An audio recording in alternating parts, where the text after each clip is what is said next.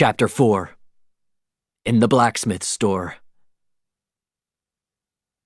Jack ran down one street and up the next. He turned left. He turned right. He ran and ran.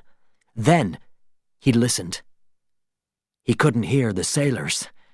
He was free. But he had the chains on his hands. He saw a store and opened the doors.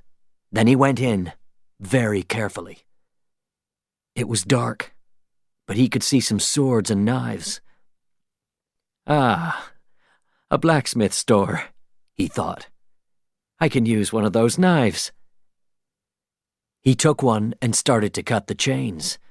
It was hard work, and it hurt his hands. But after a minute or two, the chains fell to the floor. Suddenly, Jack heard a sound behind him. It was Will Turner. "What are you doing here?" asked Will. He looked at Jack. "Oh, you're the pirate. People are looking for you." He took a sword. "Is that a good idea?" asked Jack. Will didn't speak. He put up his sword and looked at Jack. They fought. Jack was quick, but Will was quick too. "You can use a sword," said Jack. He turned and ran to the door, but Will was too quick for him. He threw his sword at the door. It went over Jack's head. Jack tried to pull it out, but he couldn't.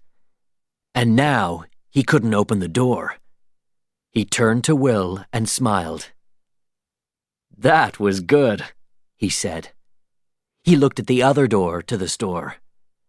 "But you're between me and that door, and now you have no sword." Will took another sword, and they fought again.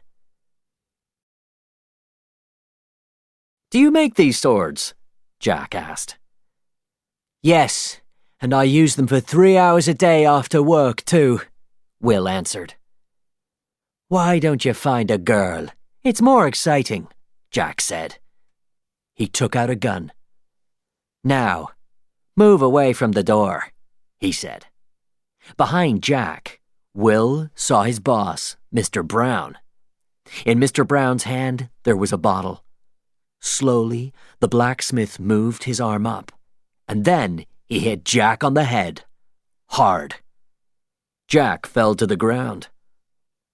Norrington arrived with his sailors. He looked down at Jack. "Good work, Mr. Brown. Remember this day.